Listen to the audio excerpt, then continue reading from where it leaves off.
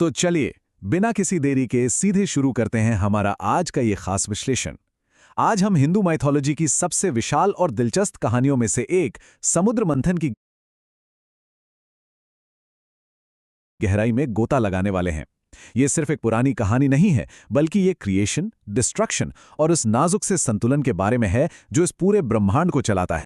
अब आपके मन में ये सवाल आ सकता है कि आखिर सर्वोच्च देवता भगवान शिव को नीलकंठ क्यों कहा जाता है? इसका जवाब किसी एक जादुई पल में नहीं, बल्कि कॉस्मिक क्राइसिस की एक पूरी चेन में छिपा है, जिसे आज हम डिकोड करेंगे। और सबसे हैरानी की बात तो ये है कि ये सब शुरू हुआ था बस एक छोटी सी गलती से। पहला चरण, the curse and the fall, देवताओं का पतन। देखिए, इस पूरी कहानी की शुरुआत होती है एक अनजाने से अपमान से। हुआ कुछ यूं कि ऋषि दुर्वासा ने देवराज इंद्र को एक बहुत ही खास और दिव्य पारिजात का फूल भेंट किया। लेकिन इंद्र ने शायद ध्यान नहीं दिया और अनजाने में इस फूल को अपने हाथी ऐरावत के माथे पर रख दिया। ऐरावत ने उसे तुरंत जमीन पर फेंका और कुचल दिया। अब आप समझ ही सकते हैं कि एक दिव्य भेंट का ऐसा तिरस्कार देकर दुर्वासा ऋषि का गुस्सा 7वें आसमान पर पहुंच गया। उन्होंने उसी वक्त इंद्र को श्राप दे डाला कि वो अपने सारे वैभव और लक्ष्मी से पूरी तरह हीन हो जाएंगे। इस एक गलती का नतीजा ये हुआ कि देवता एकदम कमजोर पड़ गए और राक्षसों ने मौका पाकर उन पर हमला कर दिया और स्वर्ग छीन लिया। दूसरा चरण, समुद्र मंथन का मास्टर प्लान। अपना सब कुछ खोने के बाद हताश देवता सीधे भगवान विष्णु की शरण में पहुंचे, और तब सामने आया एक ऐसा समाधान जो पहले कभी नहीं सोचा गया था। स्वयं समुद्र को मथना। सोचिए, ये कोई छोटा मोटा काम नहीं था।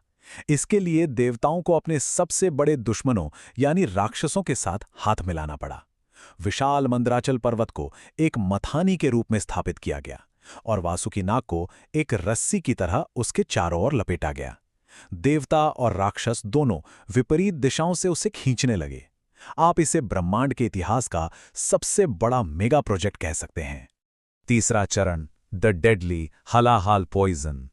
अब अगर आपको लगता है कि मंथन शुरू होते ही तुरंत अमृत या खजाने बाहर आने लगे, तो ऐसा बिल्कुल नहीं था।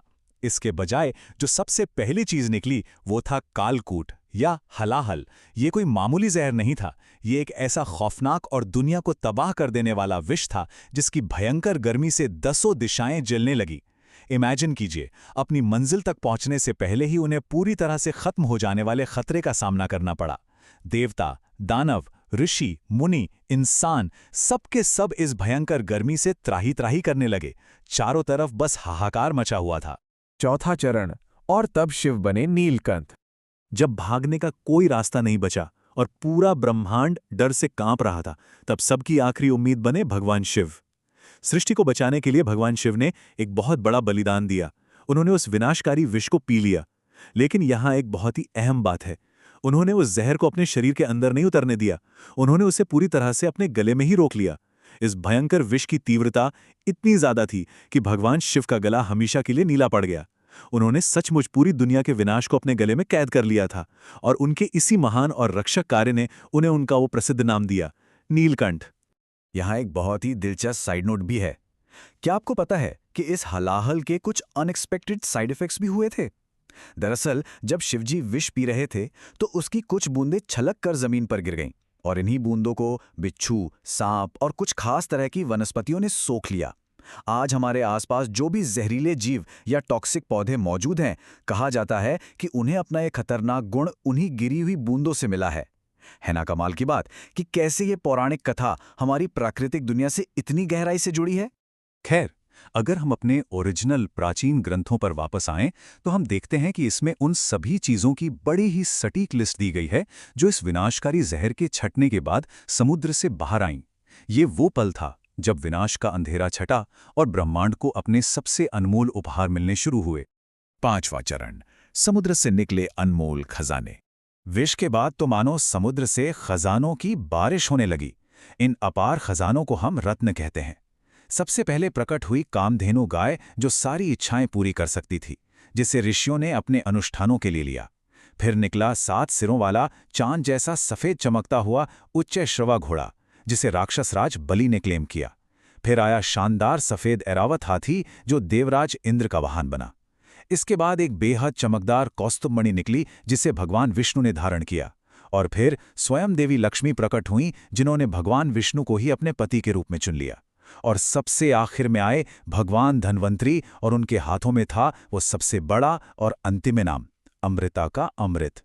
छठा और आखिरी चरण, द नेक्टर ऑफ इमॉर्टैलिटी, यानी अमरता का अमृत। और जैसे ही वो बहुप्रतीक्षित अमृत सामने आया, देवता और राक्षसों के बीच का वो नाजुक सा गठबंधन एक झटके में टूट गया। राक्षसों ने धन्वंतरी को देखते ही अमृत का कलश छीन लिया, क्योंकि उन्हें लगा कि अमरता सिर्फ और सिर्फ उनकी होनी चाहिए।